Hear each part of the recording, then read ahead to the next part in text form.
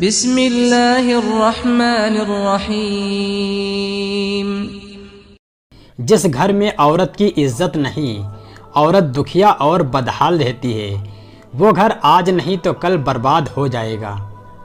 عورت کو سب سے زیادہ عزت قرآن پاک میں دی گئی ہے۔ عورت پر حیا کی چادر ایسے جچتی ہے جیسے قرآن پاک پر غلاف۔ جو تعلیم عورت کے سر سے دوپٹہ اور مرد کے دل سے خوف دور کر دے، ایسی تعلیم سے ان پڑھ رہنا بہتر ہے۔ عورت ایسا دل رکھتی ہے کہ بڑے سے بڑا ظلم بھی معاف کر سکتی ہے۔ ایک عورت صرف ایک راز چھپا کر رکھ سکتی ہے اور وہ ہے اس کی عمر کا راز۔ عورت ایک پہیلی ہے جسے آسانی کے ساتھ حل نہیں کیا جا سکتا۔ عورت کی سب سے بڑی کمزوری یہ ہے کہ وہ بڑی جلدی اعتبار کر لیتی ہے۔ کھاردار شاخ کو پھول دلکش بناتے ہیں اور غریب سے غریب شخص کے گھر کو سمجھدار عورت جنت بنا دیتی ہے۔ عورت میں پہلے محبت پیدا ہوتی ہے اور پھر خواہش، مرد میں پہلے خواہش پیدا ہوتی ہے اور پھر محبت۔ دنیا میں دو بڑی طاقتیں ہیں، ایک قلم، دوسرا خنجر، لیکن عورت ان دونوں سے زیادہ مضبوط ہے۔ ہر بلند مرتبہ شخص کی رہنمائی عورت کے میٹھے الفاظ کرتے ہیں۔ عورت اگر راہ ترقی میں رکاوٹ بن سکتی ہے تو مجھے بھی چاہیے کہ اسے قبول کر لوں۔ عورت کو کبھی کسی امتحان میں نہ ڈالو ورنہ تمہیں دکھ ہوگا۔ ایک پاک دامن عورت پر تہمت لگانا 100 برس کے اعمال غارت کر دینے کے لیے کافی ہیں۔ مرد کا امتحان عورت سے، عورت کا امتحان روپیے پیسے سے اور روپیے کا امتحان آگ سے ہوتا ہے۔ عورت کا دل ہمیشہ چاند کی طرح بدلتا رہتا ہے، لیکن اس کا باعث ہمیشہ مرد ہوگا۔ عورت کا بناؤ سنگار اس کے دل کی حالت کا آئینہ دار ہوتا ہے۔ اچھی بیوی ملنے سے بہتر کوئی اور نعمت نہیں ہو سکتی، اور بری بیوی سے بدتر اللہ کا کوئی عذاب سخت ترین نہیں ہو سکتا۔ عورتوں کے کہنے پر کبھی عمل مت کرو، زمانے کی تمام آفتوں سے محفوظ رہو گے۔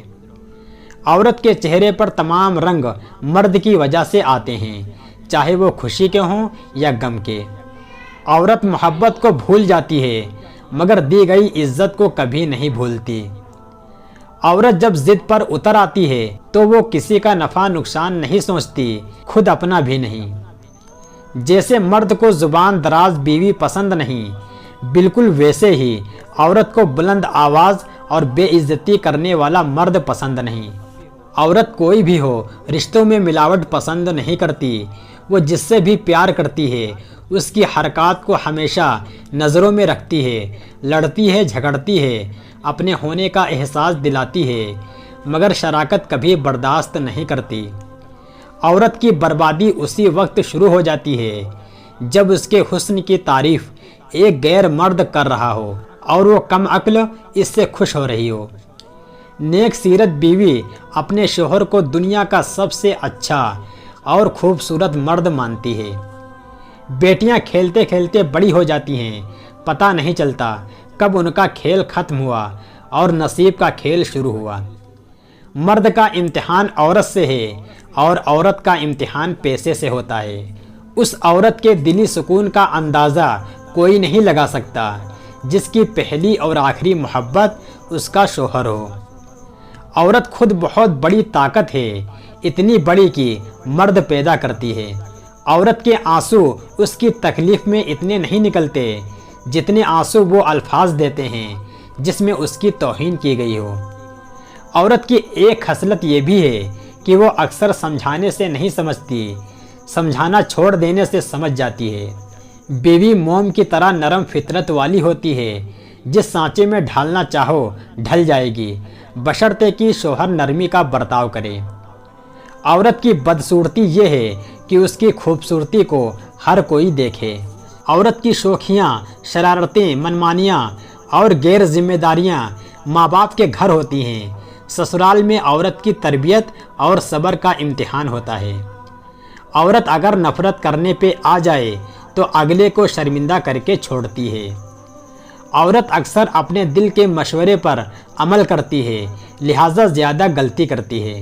مرد عورت پر اس وقت پابندی لگاتا ہے جب خود کو کمزور سمجھتا ہے۔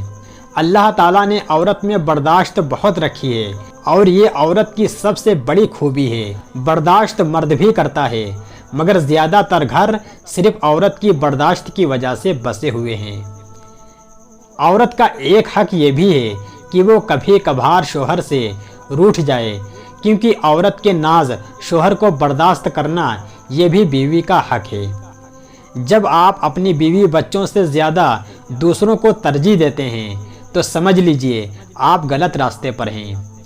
اصلی مرد وہ ہے جو غصے میں بھی عورت سے بات کرنے کی تمیز نہ بھولے۔